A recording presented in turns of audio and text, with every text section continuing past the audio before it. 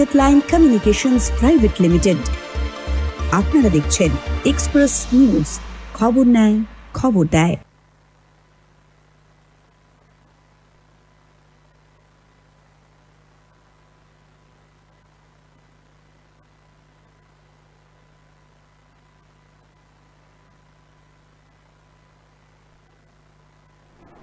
নমস্কার, আপনারা দেখছেন লোকসভার দখলদারি আর আমি আপনাদের সঙ্গে সব্যসাচী। লোকসভার দখলদারিতে আমরা প্রত্যেক দিনই বিভিন্ন ব্যক্তিত্বদের নিয়ে আলোচনা করি। তারা রাজনৈতিকভাবে রাজনৈতিক নেতৃত্ব হতে পারে বা হয়, এবং সমাজের বিভিন্ন স্তরের মানুষ তাদের কাছ থেকে এই লোকসভায় তাদের চিন্তা ভাবনা কি, এই যে রাজ্য রাজনীতি বা যেভাবে যাচ্ছে, দেশের রাজনীতি যেদিকে যাচ্ছে, এগুলোর যেমন থাকে তার সঙ্গে সামাজিক মূল্যায়ন কোন দিকে যাচ্ছে, সামাজিক মূল্যবোধ মানুষ হারিয়ে ফেলছে কিনা, এইরকম বহু আলোচনা আমরা আমাদের মধ্যে করে থাকি। ঠিক সেই রকমই আজকের আমাদের মধ্যে একজন অতিথিকে পেয়েছি, কুন্দন কুমার গুপ্তা। কুন্দন, তোমাকে স্বাগত আমাদের অনুষ্ঠানে। কুন্দন হচ্ছে, যদি ওনার পরিচয়ের জায়গায় যায়, কুন্দন হচ্ছে বিজেপির যুব মোর্চা স্টেট সেক্রেটারি, এবং তার সঙ্গে ও এই যে লোকসভা নির্বাচনে এই দিককার উনি প্রায় 40টা আসনের দায়িত্বেও আছে, 42টা আসনের দায়িত্বে আছে কুন্দন। তো কুন্দন, আমি একদম যদি আলোচনাতেই আসি আর কি, সেটা থেকে তোমার আমি একাডেমিক্যালি যে জায়গাটা দেখলাম তাতে তুমি এমএসসি LLB, আবার যেটা তোমার কথা অনুযায়ী তোমার কাছ থেকে তুমি পিএইচডিও করছো, অলরেডি এন্ট্রান্সের জন্য। আচ্ছা, আমাকে বলো যে এই যে শিক্ষাগত এই জায়গায় থাকার পরেও তুমি রাজনীতির ময়দানে কেন অন্য কোনো প্রফেশনের মধ্যে নেই? দেখুন, এর আগে আমি বহু প্রফেশনাল করার পরে বাংলার যে পরিস্থিতিটা দেখি, আর বাইরে অন্য স্টেটে যাবার পর যে বাঙালিকে নিয়ে মানুষের একটা চিন্তা ধারণা আছে, সে কিন্তু বাড়ি ফেরার আসার পর সেটা পাইনি। তো আমরা পড়াশোনা যা কিছু করি না কেন, তাদের মধ্যে আমাদের লক্ষ্য তো এটাই কি দেশকে আগে সর্বোপরি রেখে কাজ করতে হবে। তো দেশের সেবা, সমাজের সেবা থেকে বড় কিছু নেই। এই জন্যে এই রাজনীতি পাঠে হাঁটতে হচ্ছে, লোকের জন্য কিছু করি, দুর্গাপুরের মানুষ জন্য। একদম একদম একদম প্রথম কথা যে তুমি জন্য বললে যে কিছু করার মানসিকতা, খুব ভালো। তুমি তো বেসিক্যালি যদি আমরা ধরতে যাই, তোমার বাসস্থানের জায়গা থেকে তুমি দুর্গাপুরেরই ছেলে। তা দুর্গাপুরের ছেলে, দুর্গাপুরে থেকে এই যে একটা এক কথায় যদি এটা শুনতে হয়তো খারাপ লাগে অবাঙালি, কিন্তু বাংলার জন্য যে চিন্তা ভাবনা বা এই যে কাজকর্ম তুমি করছো, সেই জায়গা থেকে কি মনে হচ্ছে, কোন দিকে যাচ্ছে, বাংলা কোথায় আছে? দেখুন, বাংলা যে ব্যাড গভর্নেন্স আছে বাংলার, যা আমরা দেখছি, তার জন্য বাংলা পিছিয়ে যাচ্ছে। অন্য স্টেটটা আপনি কম্পেয়ার করুন, তাতে দেখবেন কি তাদের কাছে কিছুই ছিল না, সে আজকে এত সুন্দর ডেভেলপ করেছে। তার মধ্যে এটাই ডিফারেন্স কি bad governance and good governance. এই যে গুড গভর্নেন্সের জন্য অন্য স্টেটটা ডেভেলপ করতে যাচ্ছে, আমি এই ডিফারেন্সের জন্য বাংলা পিছিয়ে যাচ্ছে। মাননীয় প্রধানমন্ত্রীজি যেভাবে ওনার নেতৃত্বে যেখানে যেখানে আপনি দেখুন, উত্তরপ্রদেশ দেখুন, মধ্যপ্রদেশ দেখুন, যে কোনো স্টেটে, রাজস্থানে দেখুন, সে বাংলার কাছে সব কিছু ছিল। আমার দাদুরা দিদারা যখন বলতো এই গর্বে বাংলা, সে প্রেসিডেন্সি কলেজ নিয়ে পড়াশোনা নিয়ে বলুন, বহু এখান থেকে স্বতন্ত্রতা সেনানী স্বামী বিবেকানন্দ থেকে শুরু করে নেতাজি থেকে বহু নাম আছে। আজকে যে বোম্বাই যে বলে যে মিউজিশিয়ান বেশি বাঙালিরা, সে ফিল্ম রেসে চালাচ্ছে, সে সেরকম সুযোগ পায়নি। আর ডিউ টু ব্যাড গভর্নেন্স আমরা বাংলাতে সেগুলো করতে পারছি না। আজকে তার জন্য আমাদের যে ইউথ আছে তারা সাফরার, তাদের জেনারেশনটা সাফরার, এই জন্য বাংলা পিছিয়ে যাচ্ছে। এখানে গুড গভর্নেন্সের দরকার। যখনই গুড গভর্নেন্সে হবে, তো যে অন্য স্টেট পিছনে ছিল যে এগিয়ে যাচ্ছে, আমাদের বাংলা তো আগে এগোনো দরকার। Good governance and bad governance, এই যে জায়গার কথা হচ্ছে, গুড গভর্নেন্সের জায়গা থেকে কি বাংলায় কোনো উন্নয়ন হচ্ছে না? দেখুন, এটা তো আপনি ভালো করে দেখতে পাচ্ছেন। আমার মনে আছে যখন আমরা ছোটবেলা থেকে ছিলাম, সে অন্য স্টেটে গেলেই আমাদের সে বাংলার গর্ব ছিল। আজকে কিন্তু অন্য স্টেটে গেলে যে সম্মানটা যে বাঙালি হিসাবে আমরা পাই বাইরে, সে কিন্তু যখনই আসি, আমি এই যে 42টা লোকসভা আমি যখন প্রবাস করলাম, লোকসভা প্রবাসের কনভেনার হিসাবে, মথুরাপুর যান, জয়নগর যান, রায়দিঘি যান, সাগর যান, এই ইন্টেরিয়র এরিয়াতে যখন আপনি যাবেন, সব মানুষ তো দুর্গাপুরের মতন সিটি পাচ্ছে না। ওখানে গেলে আপনি বুঝতে পারবেন মানুষের খাবার ঠিক ঠিকই জুটছে না, মানুষের কাপড় ঠিক ঠিকই ঢুকছে না। সে ডেভেলপমেন্ট কোথায় আর? কিন্তু যে এই সরকার তো বলছে যে আপনারা যারা ক্ষমতায় আছেন, কেন্দ্রে যারা আছেন, তারা মানে বাংলাকে কোনো সঠিকভাবে বাংলাকে বঞ্চনা করছে, বাংলাকে যেটা বাংলার পাওনা, বাংলার কাছ থেকে সমস্ত কিছু নিয়ে চলে যাচ্ছেন, অথচ বাংলাকে দেওয়ার বেলায় বুড়ো আঙুল দেখাচ্ছেন। দেখুন, মানুষ এখানকার ভেরি ইন্টেলেকচুয়াল, বাঙালিকে বোকা কত বানাতে যায় না। ওরা ভালোভাবে বুঝছে কি নিজেরকে লুকানোর জন্যে এইগুলো অভিযোগ জানানো সরল। এই যে মন্ত্রীরা যে ধরা পড়ে যাচ্ছে, এই যে জেলে যাচ্ছে, এটা কি মোদিজি করছেন? এটা তো নিজের দুর্নীতির জন্য হচ্ছে। তারপরে আপনি বলুন, এই কিছুদিন আগে যে এসএসসি যে সবাইকে এত সরকারি চাকরি যে চলে গেল, কোর্টকে বাধ্য হয়ে যে রিজেক্ট করতে হলো, তার জন্য কি মোদিজি দায়ী? তো এগুলো নিজের ভুলকে ছুপানোর মানুষ বলে, খুব সুন্দরভাবে বুঝছে। এই 4 জুনের আপনি রেজাল্ট পেয়ে যাবেন। না, এটা 4 জুনের দিকে তো শুধু মানে গোটা ভারতবর্ষ 4 জুনের দিকে তাকিয়ে আছে যে নরেন্দ্র মোদীর হ্যাট্রিক হবে না আটকে যাবে, এই যে চিন্তা ভাবনা, এগুলো তো আছেই। কিন্তু আমার কথা হচ্ছে যে এই যে তুমি একটু আগে যেটা বললে যে ওই দুর্নীতির কথা, এসএসসি দুর্নীতি বা যে ধরনের বঞ্চনা, যে বাঙালিরা আমাদের এখান থেকে রাজ্য স্তরের থেকে যে বঞ্চনা হচ্ছে, তোমরা তোমাদের জায়গা থেকে বলছো, ওই জায়গাটাতে কিন্তু খুব পরিষ্কার তোমরা ক্লিয়ার করছো না যে আদৌ বঞ্চনা হয়েছে না হয়নি। যেটা হচ্ছে যে বারবার তৃণমূল কংগ্রেসের পক্ষ থেকে বলা হচ্ছে যে বাংলায় 100 দিনের কাজের কোনো টাকা পয়সা দেওয়া হচ্ছে না, আবাস যোজনার যেসব টাকা আসার কথা ছিল সেই সব টাকা দেওয়া হচ্ছে না, পাচ্ছে না।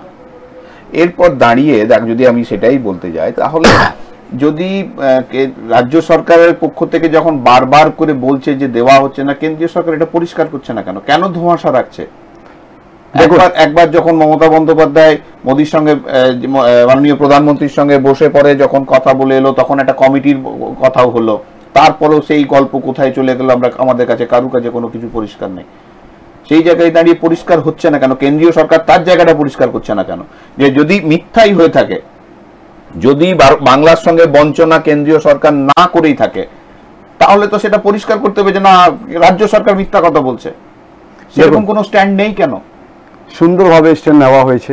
আমাদের কেন্দ্রীয় প্রতিমন্ত্রী সাধ্বী নিরঞ্জন জ্যোতিজি, উনি পরিষ্কার বড় এলসিডি লাগিয়ে দেখিয়ে দিলেন কি যেখানে দেখাচ্ছে টাকা তো দেওয়া হচ্ছে, সে টাকা যদি আপনি হিসাব না দেন তাহলে কি করে আর টাকাটা দেওয়া যাবে?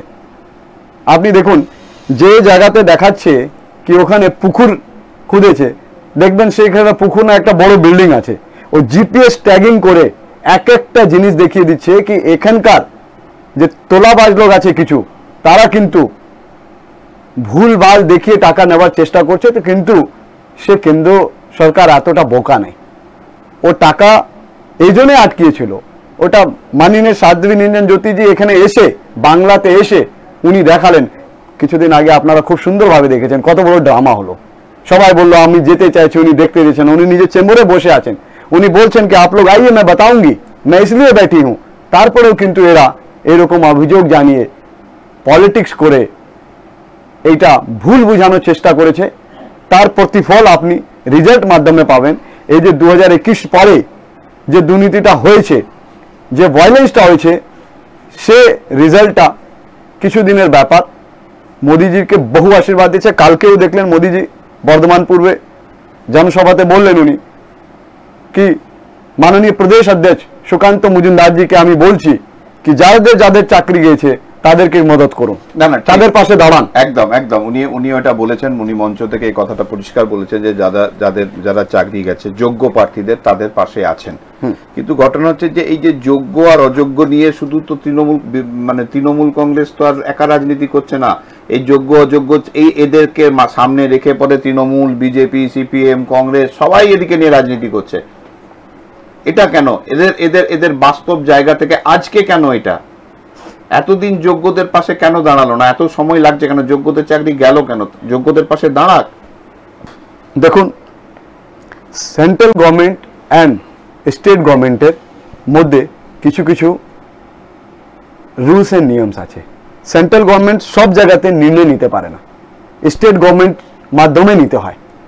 টাকাটা সেন্ট্রাল গভর্নমেন্ট পাঠাতে পারে, কিন্তু ইমপ্লিমেন্টেশনটা স্টেট গভর্নমেন্টকেই করতে হবে। যদি ও না ভালোভাবে করে তাহলে সেন্ট্রাল গভর্নমেন্টের রাইটস আছে কি ওটাকে আটকাবে, ওর হিসাবটা নেবে। যদি হিসাবটা না দেয় তাহলে টাকাটা আটকায়। এটা তো প্রথম, এটা আমরা সবাই জানি। আর যে যোগ্যর ব্যাপারটা আপনি বলছেন, সে যোগ্য ব্যাপারটা দেখুন, আমাদের ইউথ, বাঙালি ইউথরা যত এত খেটে আজকে তাদের কোনো অপরচুনিটি নেই, তাদের কোনো স্কোপ নেই, তাদের কোনো চাকরি নেই, বাংলার জন্য কোনো উন্নয়ন নেই, তাদের জন্য কি আছে আপনি বলুন? আজকে জেনারেশন গুলো বহু যে বাইরে যাচ্ছে চাকরি করার জন্য, নিজের স্টেটে তাদের জন্য কোনো শিল্প নাই, কোনো কারখানা নাই, কোথায় যাবে কাজ করতে? সেটা তো আপনাদেরও চিন্তা ভাবনা নেই, কেন্দ্রীয় সরকারেরও তো কোনো চিন্তা ভাবনা নেই। আমরা যতটুকু দিচ্ছি সেটা ইমপ্লিমেন্ট করতে পারছে না। আর যদি নিজের কাজ নিজে না করে কেন্দ্র সরকারের অভিযোগ দিয়ে, আপনি যান অন্য স্টেটে দেখুন, উত্তরপ্রদেশে তো আপনাদের যেসব, মানে আমি যদি বলতে যাই যে যারা এই নির্বাচনী ইস্তেহার প্রকাশ করেছে, সেই নির্বাচনী ইস্তেহার থেকে শিল্পায়নটাকে ব্রাত্য করে দিয়েছে। শিল্পায়ন নেই তাদের মধ্যে। শিল্পায়ন কেন? শিল্পায়ন নেই, সংস্কৃতি নেই। কোথায় তাদের কোনো দল এই না শিল্পায়নকে মর্যাদার জায়গায় রেখেছে, না সংস্কৃতিকে মর্যাদার জায়গায় রেখেছে। শিল্প সংস্কৃতিকে নিয়ে আলোচনা কোনো দল কিছু করছে না, কারোর মধ্যেই নেই এটা নিয়ে আলোচনা করার জায়গা। আমি যদি বলতে যাই যে তুমি একদম খুব মানে এই যে দেওয়ার কথা বলছো, আবার যে ধরনের অভিযোগগুলো আসছে যে কেন্দ্রীয় রাজ্য সরকার সঠিকভাবে হিসাব দিচ্ছে না, আমি যদি দেখতে যাই বা যদি মানে একটু যদি মনে করানো যায়, তাহলে দেখা যাবে যে এই যে 100 দিনের অভিযোগ যেটা উঠেছে, যে 100 দিনের এখানে 100 দিনের জব কার্ডের যেসব ধরনের অভিযোগ, এই রকম অভিযোগ কিন্তু উত্তরপ্রদেশের বিরুদ্ধেও আছে। উত্তরপ্রদেশেও কিন্তু 100 দিনের কাজের অনেক ভুয়ো জব কার্ড, বেসিক্যালি তো ভুয়ো জব কার্ড নিয়ে সমস্যা। তাহলে যদি বাংলায় 100 দিনের ভুয়ো জব কার্ড সংক্রান্ত বিষয়ে বাংলার টাকা আটকে যায়, তাহলে উত্তরপ্রদেশের টাকা আটকাবে না কেন? কেন উত্তরপ্রদেশকে সমস্ত কিছু সব ঠিকঠাক করে দেওয়া হবে? ওখানে ডবল ইঞ্জিনের সরকার আছে বলে, আর বাংলায় নেই বলে? কেন? এটাই আমার জানতে চাও। দেখুন, পরিষ্কার আপনাকে একটা কথা বলি, আমাদের কেন্দ্র সরকার যে আছে পুরো ট্রান্সপারেন্সি রেখেছে এর মধ্যে। আর এই যে জব কার্ড, এই যে আপনার মনরেগা, এই যে অভিযোগগুলো শুরু করেছে পার্টি, আপনি তার দুর্নীতিটা আপনার কাছে একদম ক্লিয়ার আছে। এই অভিযোগটা জানাবে। আর আপনি যে বললেন উত্তরপ্রদেশে বিজেপি এমন একটা পার্টি, আপনি তার আগে একটু আগে কালচারের সম্বন্ধে বলছিলেন। দেখুন, আমাদের বাঙালির মধ্যে 12টা মাসের 13টা পুজো হয়, কালচারাল। সে আমরা রিচ কালচার, সে কালচারের মধ্যে বিজেপি আমার মনে হয় এমন একটা পার্টি, সে শ্যামাপ্রসাদ মুখার্জি চিন্তাধারণা নিয়ে, একটা বাঙালি চিন্তাধারণা নিয়ে আজকে বিজেপি এত বড় পার্টি হয়েছে। সে বিজেপির পার্টি কি করছে? রাম মন্দির, সেই রামজিকে আস্থা করছে। আমাদেরই কত কালচার, আমরা তো বাঙালি সব রামকে এত শ্রদ্ধা করি। কল্যাণ সিংজি মুখ্যমন্ত্রী ছিলেন উত্তরপ্রদেশে, সে কল্যাণ সিংজি যখন এসেছিলেন এখানে ওই রাম মন্দিরে, উনি বললেন কি গোলি নেই চালাউঙ্গা, ইস্তিফা দিয়ে দিলেন মুখ্যমন্ত্রী দিলেন। সে কল্যাণ সিংজি যখন এখানে আসলেন, আমাদের বাঙালি এত সম্মান দিল, ওনার পাও তালে মাটি নিয়ে চরণস্পর্শ করে সম্মান করলো। সে কালচারটা আপনি যত বিজেপির আইডিওলজিটা দেখবেন, সে আমাদের বাঙালি কালচারে খুব ম্যাচ খায়। কিন্তু আমরা খুব দুর্ভাগ্য, সে শ্যামাপ্রসাদ মুখার্জির পার্টিটা কে আমরা এখানে আনতে পারিনি। আপনি যে প্রশ্নগুলো বলছেন নীতি দুর্নীতি, এবার জানতা কিন্তু খুব ভালোভাবে দেখছে। 4 জুনে ওয়েট করুন। আমি বলছি এবার আপনাকে, আমি তো প্রবাস করে দেখেছি, মানুষ কিন্তু ভোট দেওয়ার জন্য বিজেপিকে একদম রাজি আছে। কিছু গুন্ডা বাহিনী ভয় দেখাচ্ছে আমাদের বোনদেরকে, আমাদের মাদেরকে, কিছু মিসগাইড করার চেষ্টা করছে, কিছু টাকা দিয়ে ইলেকশনের কাছে বুদ্ধিহীন করার চেষ্টা করছে। কিন্তু এবার যেভাবে লোক ভোট করছে, আমাদেরকে জানাচ্ছে লুকিয়ে লুকিয়ে, এবার কিন্তু সে সাফ হয়ে যাবে। টাকা নেওয়ার যেটা গল্প, সেখানে তো দেখা যাচ্ছে যে আমি আমার জায়গা থেকে বলি, যতগুলো খবর দেখলাম বা করলাম কয়েকদিনের মধ্যে, তাতে বেশিরভাগই দেখলাম বিজেপি নেতাদের কাছ থেকে টাকা উদ্ধার হচ্ছে। ইলেকশনের আগে, এই তো গত কালের কথা বলছি, গত কালও মালদা থেকে এক বিজেপির নেতার বাড়ি থেকে গাড়ি থেকে 8 লক্ষ টাকার উপরে ধরা পড়লো। তো টাকা কি শুধু তৃণমূল কংগ্রেস বা সিপিএম এরা বিলু করছে, বিজেপি করছে না? দেখুন, এই যে আপনি টাকার গল্পটা বলছেন, এটা আপনি 8 লক্ষ টাকা, আমাকে টাকার কথা আমি মিনিমাম এক জনাকার কথা বলছি, টাকার কথা উঠলো, টাকা বেলানোর কথা উঠছে, আমি ওই জন্য এটা কাউন্টার করলাম যে এটা তো হচ্ছে, এটা বিজেপি নেতারা কি ধোয়া তুলসী পাতা নাকি? বিজেপি নেতাদের বিরুদ্ধে অনেক অভিযোগ আছে। দেখুন, বিজেপি নেতাদের যে আপনি বলছেন, বিজেপি নেতাদের যেমন দিদির নেতাদের এত পাওয়ারে থেকে এত কিছু করার পরে এত বড় বড় স্কিম ধরা পড়ে যাচ্ছে, তারা জেল যাচ্ছে, নাম নিচ্ছি না বীরভূমে, সেটা আপনি দেখছেন। আর তার সঙ্গে যদি আপনি তুলনা করেন, সেটা কোনোদিন তুলনা মেনে হয় না। আমি যদি তাই বলি, তাহলে তো যারা বিরোধীরা যে ধরনের, মানে কেন্দ্রীয় সরকারের বিরোধী যেসব দলগুলি আছে, যেসব আঞ্চলিক দলগুলি আছে, তারা সবাই বলছে, যারা বিজেপির সঙ্গে নেই তারা বলছে বিজেপি ওয়াশিং মেশিন, এবং সেখানে ঢুকলে পরিষ্কার হয়ে বেরিয়ে আসা যায়, তাতে যত রকমের স্ক্যামের মধ্যে থাকা যায়। দেখুন, এটা তার প্রমাণ কিন্তু রয়েছে, বিভিন্ন সময় আমরা দেখতে পাচ্ছি। দেখুন, আমি একটা পরিষ্কার কথা বলি, যদি ডেভেলপমেন্ট চায়, যদি বাংলাকে, সে সোনার বাংলা সত্যি করতে ইচ্ছা থাকে, সে জনতারা বুঝেছে, জানছে, দিদিকে সুযোগ দিয়েছে, 2বার সুযোগ পেয়েছে দিদি।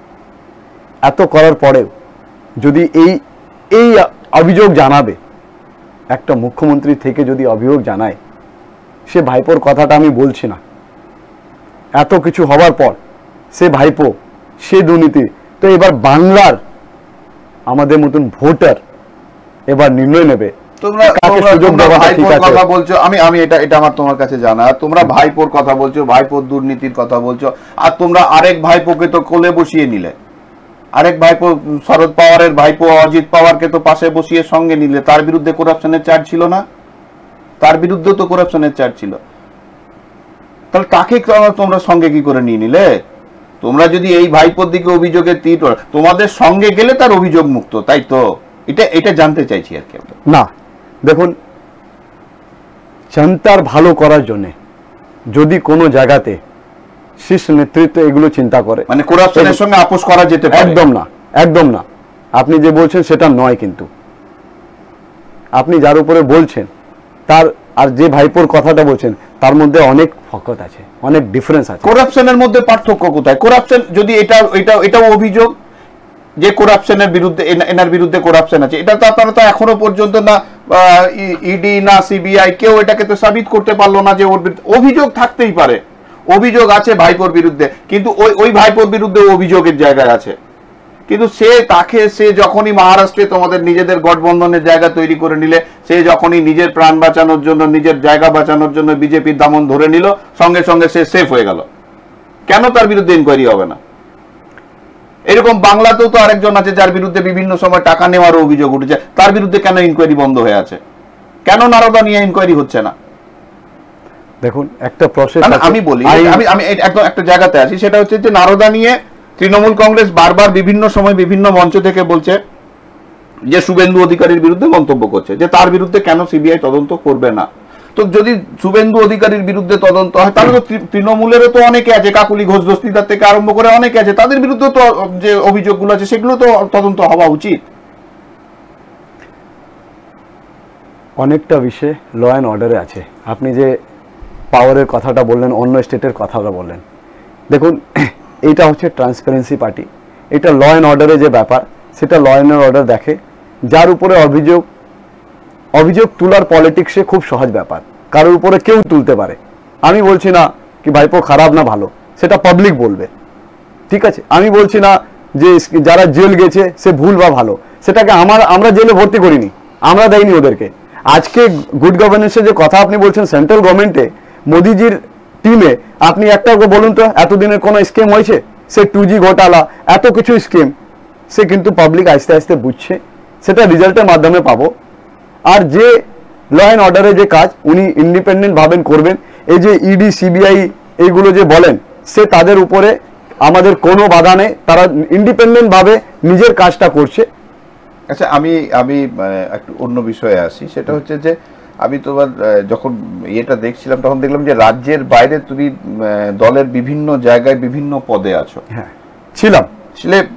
কিন্তু রাজ্যের যদি আমি বাংলায় কথা বলি, বাংলায় সেরকম কোনো জায়গায় তোমাকে সেইভাবে আশা পাইনি, স্টেটের দায়িত্ব ছাড়া আর কি, স্টেটের যুব মোর্চার দায়িত্ব ছাড়া। তো সেই জায়গায় দাঁড়িয়ে এটা কেন, মানে বাংলায় এসে পরে সেরকম বাংলার ছেলে বাংলার দায়িত্বে সেইভাবে নেই কেন? মানে আছি তো, না সে তো দেখছি, কিন্তু যেভাবে তুমি রাজ্যের বাইরে যে পদগুলো এতদিন ধরে করেছো, তোমার কথা অনুযায়ী তোমার মানে আমার কাছে যেটা পেলাম আর কি, তাতে অমিত শাহজি থেকে আরম্ভ করে মাননীয় প্রধানমন্ত্রী নরেন্দ্র মোদীজির যে স্ক্রিপ্ট রাইটিং থেকে আরম্ভ করে যেসব যে কাজগুলো তোমার দ্বারা হয়েছে আর কি, সেগুলো যেমন থাকছে, তাহলে সেই জায়গা থেকে বাংলায় মানে আরো হওয়া জায়গা পাওয়া উচিত ছিল তোমার। দেখুন, আমাদের সংগঠন নির্ণয় নেয় যাহা কম ওহা হাম, এটা আমাদের নেতৃত্ব, আমাদের দায়িত্ব কোনো মাইনে রাখে না। সেবা কাজ করতে এসেছি, সে সেবা কাজের পার্টি যেখানে যোগ্য মানে সেখানে লাগায়। পার্টির অনেক অনেক অভিযান আছে, যে যেখানে প্রয়োগ পড়ে সেটা শীর্ষ নেতৃত্ব নির্ণয় নেয়।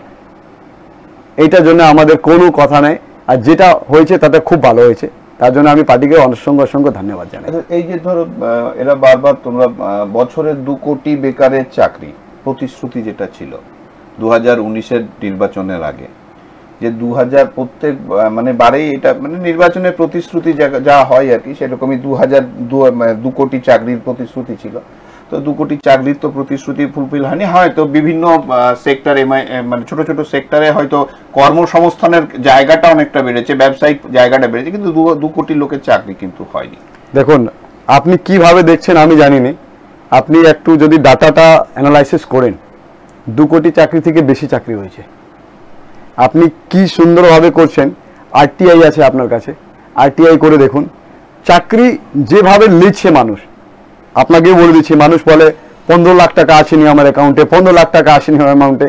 এইগুলো একটা টার্গেটেড ইমপ্লান্টেড, অভিযোগ পাচ্ছে না, কোনো স্কিম নাই, তাহলে ইমপ্লান্টেড কি করে কথাটাকে ঘুরানো যায় সে চেষ্টা করানো হচ্ছে।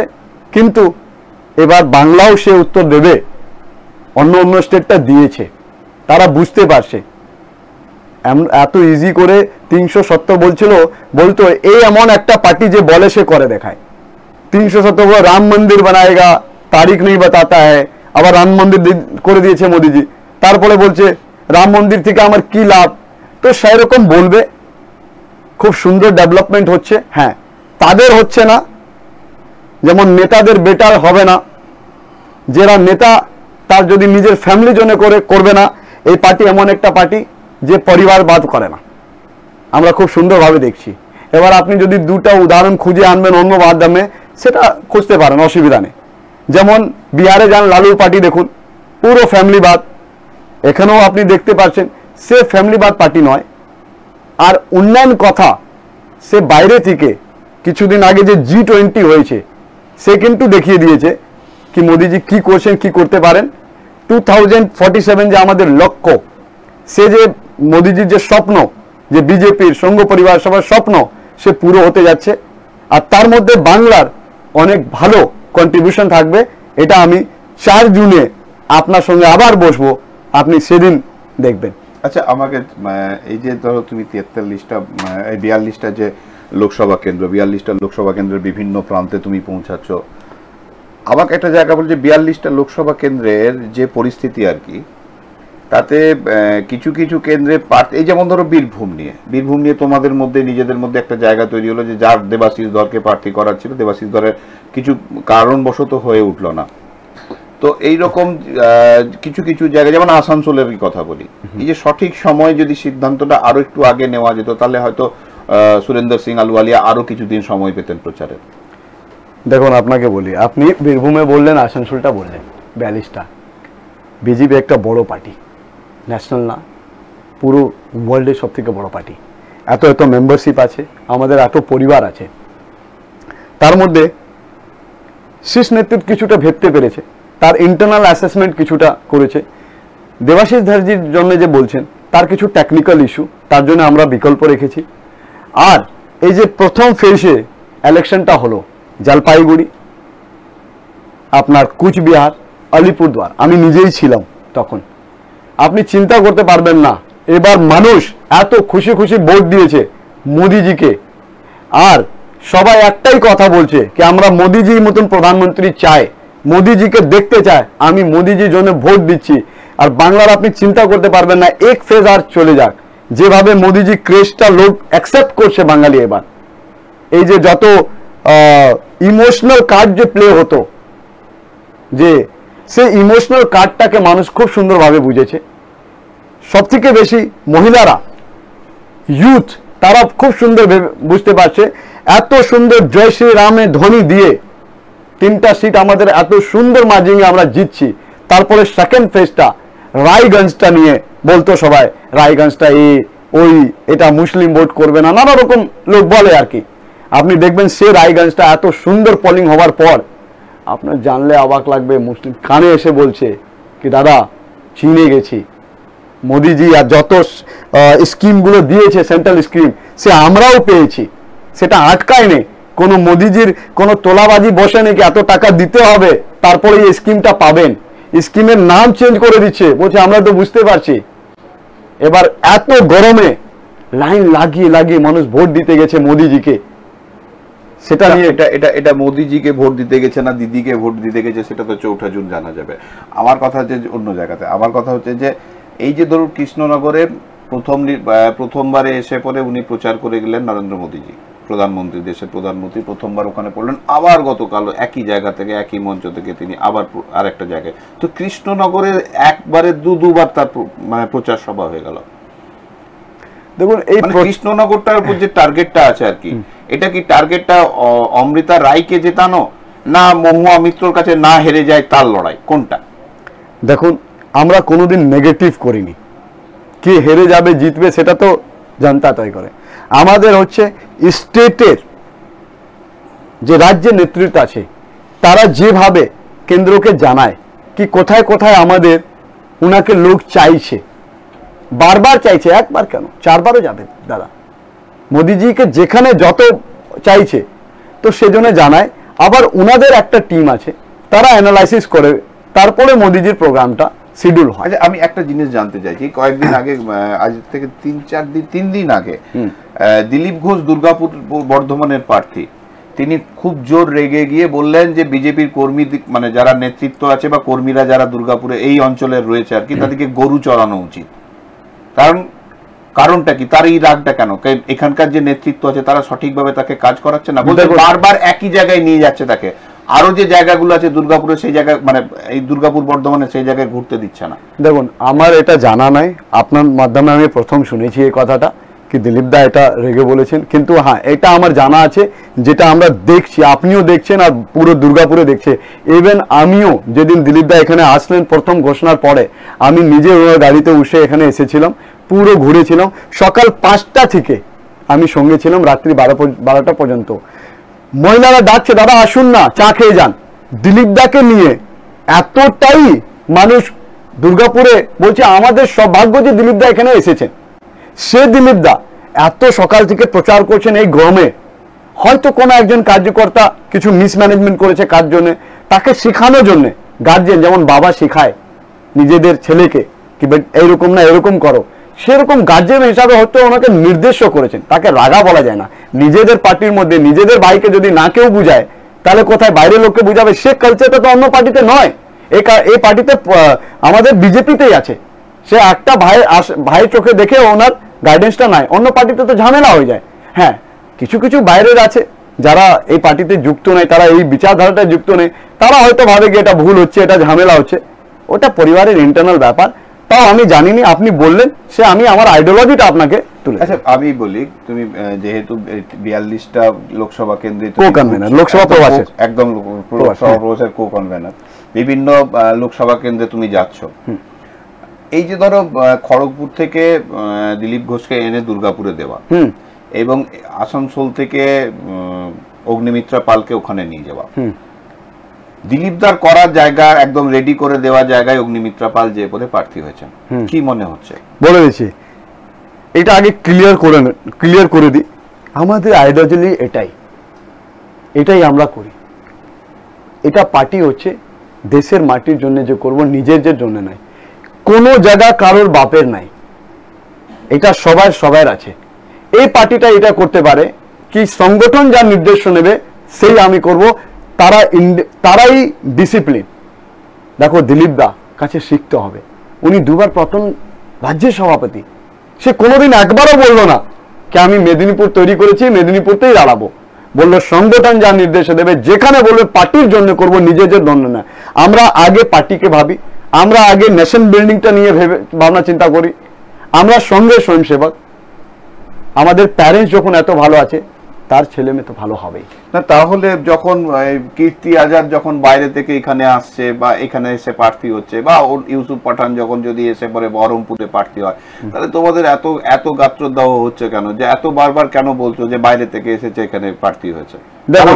তারা তো লোকসভার যে কোনো প্রার্থী, তোমাদের যেমন যে কেউ যেখানে খুশি দাঁড়াতে পারে, তো তাদের তো সেই একই সংবিধানের একই অধিকার আছে লোকসভায় যেখানে যে খুশি। না, এটা আমরা বলছি না, এটা ভুল ধারণা, এটা আমরা বলছি না, পাবলিক বলছে। যখন দিলীপ দা নামছে তখন এই জোম্যাটোওয়ালা, এই দোকানওয়ালা দাঁড়িয়ে বলছে দাদা একবার আপনাকে দেখে খুব ধন্য হয়েছে।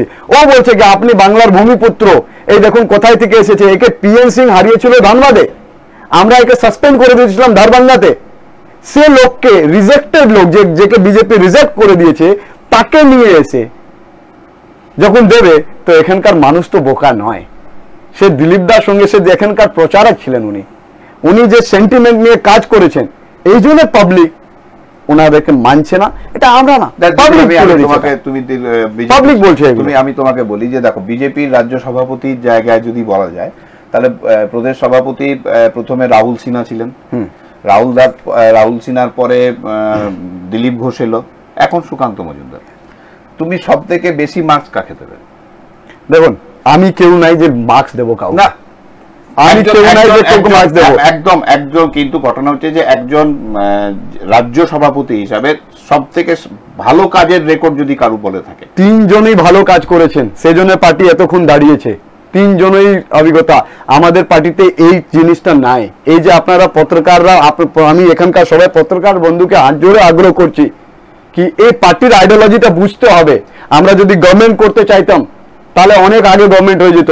কিন্তু আটলজি বলেছিলেন কি আমাদের আইডিওলজি দরকার, তারপরে গভর্নমেন্ট। অন্য পার্টি যেভাবে করছে, সেজন্য আজকে আইডিওলজি আমার এটা জানার আছে। আইডিওলজির কথাই যদি হয়, তাহলে আমি মহারাষ্ট্রটাকে কোন আইডিওলজির কথা বলবো? আমি যদি আইডিওলজির কথা বলি, আমি বিহারকে কোন আইডিওলজির কথা বলবো? এটা কোন আইডিওলজি? দেখুন, আইডিওলজি আমাদের ফার্স্ট প্রায়োরিটি। আর যেখানে আপনি বলছেন কি কেন আপনারা যোগ্য হয়েছেন, যেটা বলছেন, দেখুন আমি যোগ্য হওয়া কেন হয়েছেন বলতে না, আমি আইডিওলজির কথা বলি। মানুষের প্রত্যেক দলেরই হোক একটা আইডিওলজি থাকে। আমার কথা হচ্ছে যে তোমরা বলছো যে আমাদের আইডিওলজির কথা, তোমাদের আইডিওলজির কথা, তাহলে তোমাদের আইডিওলজি যদি ঠিক হয়, দেশের কথা হয়, তাহলে কি এই যে ভেঙে চুরে নিজেদের জায়গা দখল করাটা কি আইডিওলজি? দেখুন, যদি ভেঙে চুরে করতে হতো তাহলে আমরা বহু আগে গভর্নমেন্ট করতাম। অটলজি মাননীয় আপনার পার্লামেন্ট থেকে বলেছিলেন, ওকে বলেছিল, সে পার্লামেন্ট থেকে এটা রিজেক্ট করে দিয়েছিলেন কি সত্তা সে জ্যাদা মুঝে সংগঠন চাইয়ে। সরকার অটলজির কথা, হ্যাঁ,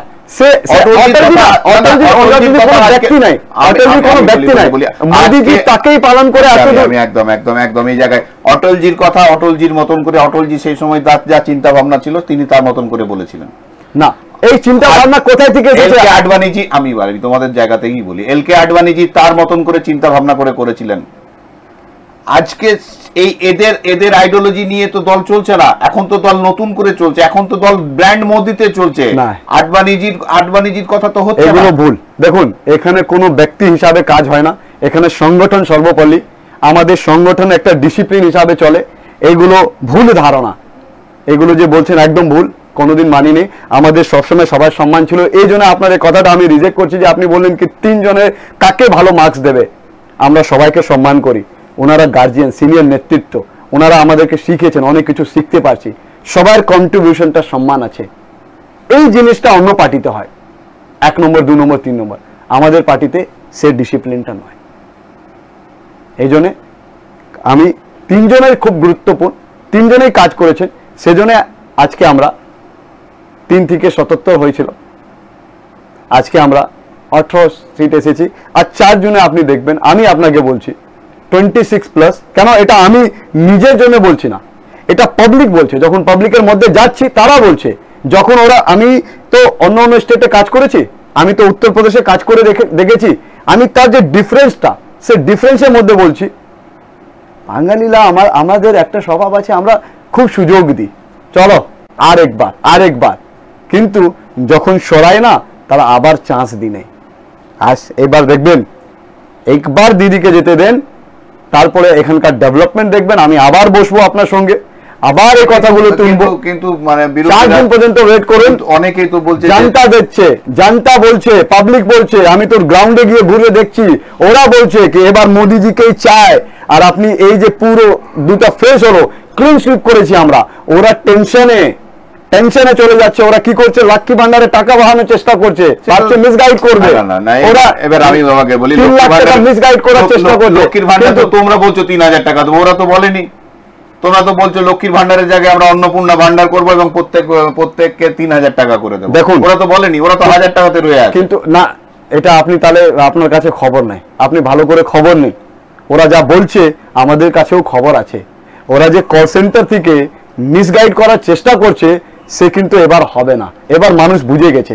আমরা যখনই গ্রাউন্ডে যাচ্ছি, ওরা বলছে কি দেখুন আপনাদেরকে ভোট এজন্য দেবো কেন, আপনাদের নেতা মোদিজি। এটা ডাইরেক্ট বলছে কি আপনাদেরকে মোদিজি যে করেছেন, মোদিজির উপরে একমাত্র ভরসা আছে, আর মোদিজিকে মানি আমরা, মোদিজির প্রতি শ্রদ্ধা আছে। আমরা এবার আমাদের ভোট বেস্ট করব না, এবার আমরা বাংলাকে ডেভেলপমেন্ট দেখতে চাই। সে আবার যে সোনার বাংলা যে আমাদের চিন্তাভাবনা, সেটা হবে। সে মোদিজি এবার কিন্তু যখন আসছেন, সে ভিড়টা দেখতে পাচ্ছেন না, আজকে এদের সভা দেখছেন কোথায়। আর আপনি দেখুন, এদেরকে বাইরে থেকে আনতে হচ্ছে। আমরা বাইরে থেকে আনছি কি বলুন তো? আমাদের তো এত বড় পার্টি, আমাদের কাছে বহু প্রার্থী আনতে পারি। সে একটা বাংলার নেতৃত্ব করা পার্টি, সে পার্টি উৎসব পাঠানকে এনেছে, সে পার্টি কীর্তি আজাদকে আনছে। সে কীর্তি আজাদের ভবিষ্যতে দেখুন না গ্রাউন্ডে, ও কি ধানবাদে গৌ হারিয়েছে ওনাকে, আমাদের প্রার্থী PN সিংজি। তারপরে আবার দুর্গাপুরে এসেছে। আর দিলীপদার কাছে, দিলীপদা তো বলছে না, সব পাবলিক বলছে তো কি দিলীপদা এবার জিতবে।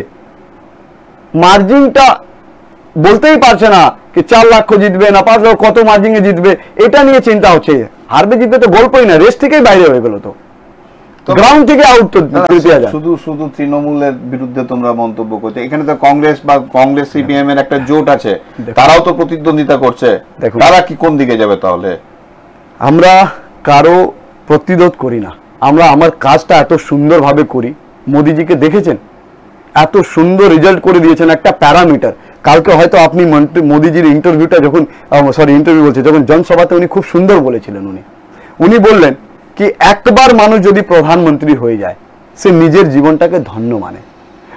এখন বিপক্ষী দলরা, তার মধ্যে কংগ্রেস আছে, CPM আছে, বাংলাতে TMC আছে, তো সে সমস্ত কি ভাবছে, তারা বলছে এত প্রবাস করে কেন, ছুটি নাই কেন, ছুটি নিচ্ছে না কেন। সে মোদিজি বললেন কি আমি মজ করতে জন্ম নিই নাই, আমি দেশের জন্য জন্ম নিয়েছি। যতদিন বাঁচবো ততদিন দেশের জন্য নিজের এক এক মিনিটটা দেব। সে মোদিজির নেতৃত্ব। যে যা বলুক না কেন, আমরা 2টা ফেজে খুব সুন্দর ক্লিন সুইপ হয়েছি। আর আজ আপকে এই চ্যানেলে বসে বলছি 4 জুন, আর এই ফেজটা পাবলিক যত সুন্দরভাবে ভোট দিচ্ছে না, ওরা টেনশনের মধ্যে এসে গেছে। ওদেরকে আনন্দ মিছিল বেরোতে হচ্ছে, যেটা আবার ভরসা আনতে যায়। ওদের নিজেদের পার্টির মধ্যে বলছে কি এবার আর দেব না। কেন দিচ্ছে এটা আপনারাও জানেন। একজন নেতৃত্ব করার চেষ্টা করছে, তাদের মধ্যে ধরুন এত বড় বড় লিডাররা কাজ করেছে, তাকে বাদ দিয়ে যদি এখানে পরিবারবাদ ঘোষানো যায়, সেটা তো সম্ভব নয় না। মোদিজি একটা স্ল্যাব দিয়ে দিয়েছে कि রাজনীতি করতে গেলে এটা এরকমই করতে হবে, দেশকে আগে রাখতে, জনতার সেবা করতে হবে, তাহলে রাজনীতিতে নামো। যদি পরিবারবাদ করতে হয় তাহলে আর পাবলিক অ্যাকসেপ্ট করবে না। সেটা বাংলার এবার রেজাল্টটা দেবেন, আপনি দেখবেন। আমি যেটা দেখলাম তোমার এবিভিপির সঙ্গে তুমি যুক্ত ছিলে। হ্যাঁ, বিদ্যার্থী পরিষদের সঙ্গে যুক্ত। এইখানে বাংলায় বিদ্যার্থী পরিষদের খুব একটা বড় ভূমিকা দেখতে পাওয়া যায় না। দেখুন, সব জিনিসটা ক্যামেরার সামনেই আসলে ওটাকে মানবো, এটাও ঠিক নয়। আমি এতদিন ব্যাক অফিসে কাজ করেছি বহু। আপনি বললেন কি তুমি প্রধানমন্ত্রীজি ভাষণ লিখতে, এটাও তো একটা কাজ। বিদ্যার্থী পরিষদ যে আপনি বলছেন আসছে না, সেটা আরএসএস এর উইং, যেমন বিজেপির আমাদের উইং, ওটা হচ্ছে ছাত্র সংগঠনের উইং। তারাও খুব সুন্দর কাজ করছে, তাদেরও মধ্যে ইন্টালেকচুয়ালেশন। আর আশা করি আস্তে আস্তে আর সুন্দরভাবে ওরা কাজে নামবে। আর বিদ্যার্থী পরিষদ অনেক আন্দোলন তুলেছে, আজকে বিদ্যার্থী পরিষদে ইন্টারনালি বহু কাজ করেছে। আপনাকে একটা জিনিস বলি, বিদ্যার্থী পরিষদে যখন আপনি বলছেন বাংলা, এই চিকেন নেটটা যে আন্দোলনটা হয়েছিল, এই ঘুষপেটি নিয়ে যে আন্দোলনটা হয়েছিল, কারা করেছে? এবিভিপি করেছে। আজকে মাননীয় সুনীল বনসলজি, যে আপনার দুর্গাপুরের বাসিন্দা, সে সুনীল বনসলজি যে গুজরাটের সংগঠন মহামন্ত্রী হয়ে আজকে, গুজরাটে উত্তরপ্রদেশের সংগঠন মহামন্ত্রী হয়ে আজকে যে সংগঠন অবস্থাটা করেছে, ওখানে আমরা এত 67 সিটটা আনতে পেরেছি, এইরকম সংগঠনটা হয়েছে সে সুনীল বনসলজি যখন ন্যাশনাল কনভেনার ছিলেন ইউথ এগেনস্ট কারাপশনের, তখন এবিভিপি এখানে বহু আন্দোলন করেছে। আজকে এটা বলে কি এবিভিপি কিছু করছে না, আমি মানি না, এটা ঠিক না। আমাদের সমস্ত সংগঠন খুব সুন্দর কাজ করছে, সেজন্য আমরা রেজাল্টে।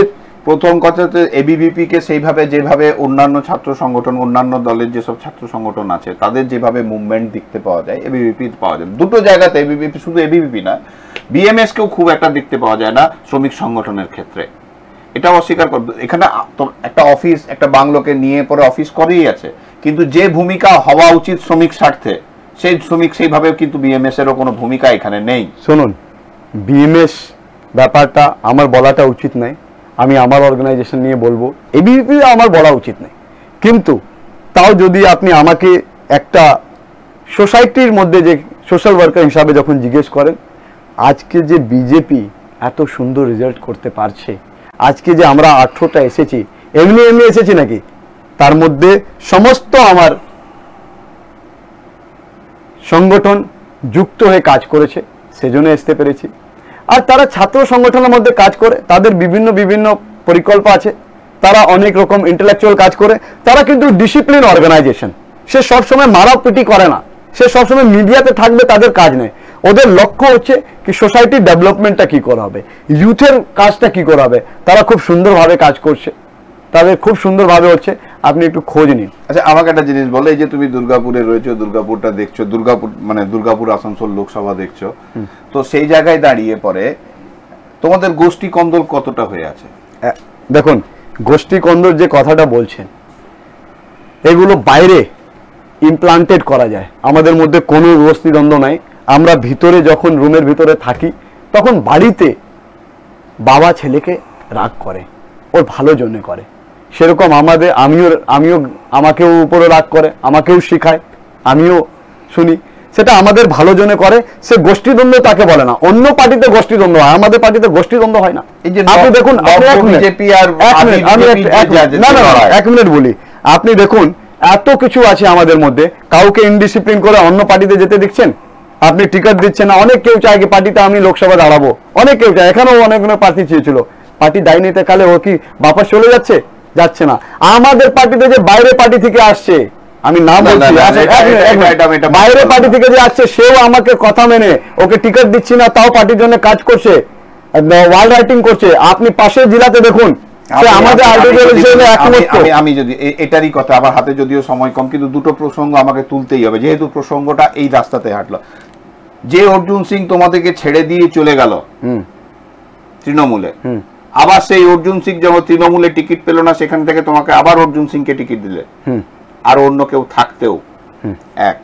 দ্বিতীয় নম্বর কথা হচ্ছে যে আদি আর নব্য, এই যে একটা দ্বন্দ্ব তোমাদের মধ্যে থেকে গেছে। অনেকে আদি যারা বিজেপি, তারা বলছে নব্য বিজেপির ঠেলাতে আদি বিজেপিদের জায়গা পাওয়া যাচ্ছে না, এক।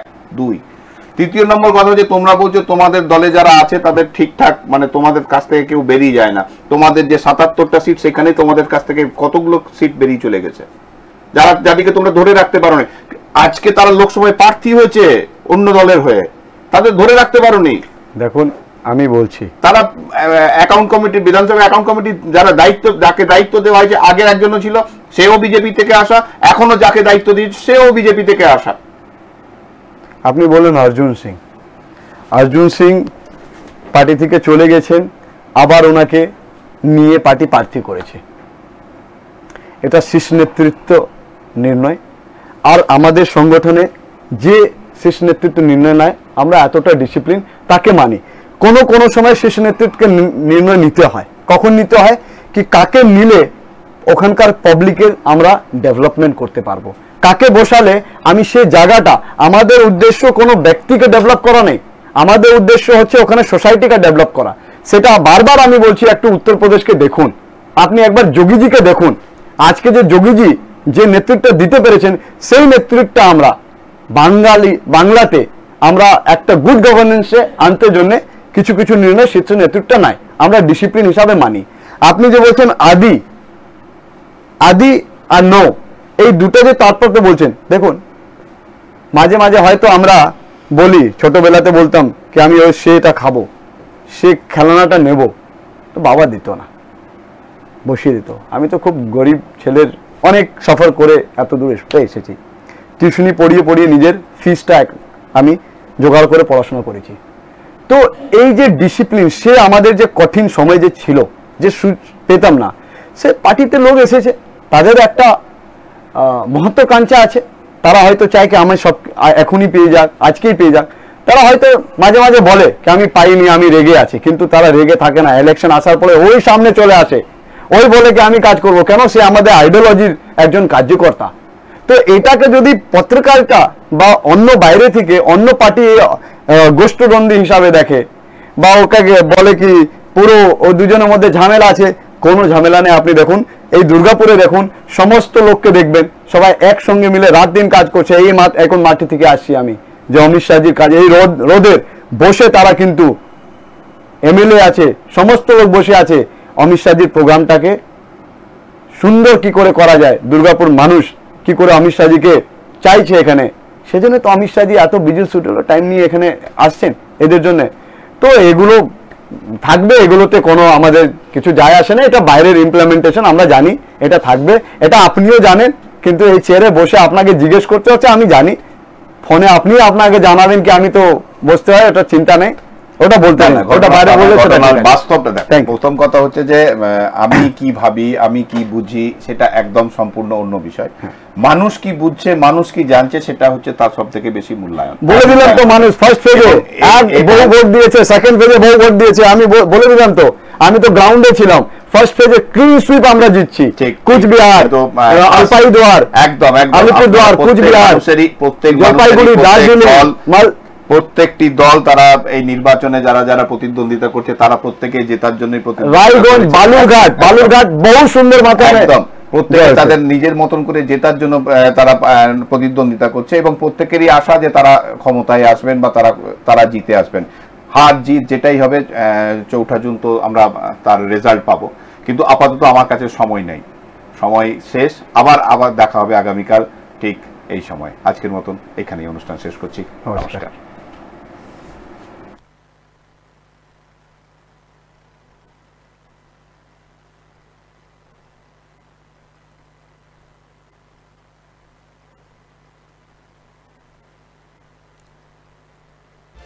এই হলো ডেডলাইন কমিউনিকেশনস প্রাইভেট লিমিটেড। আপনারা দেখছেন এক্সপ্রেস নিউজ, খবর নেয়, খবর দেয়।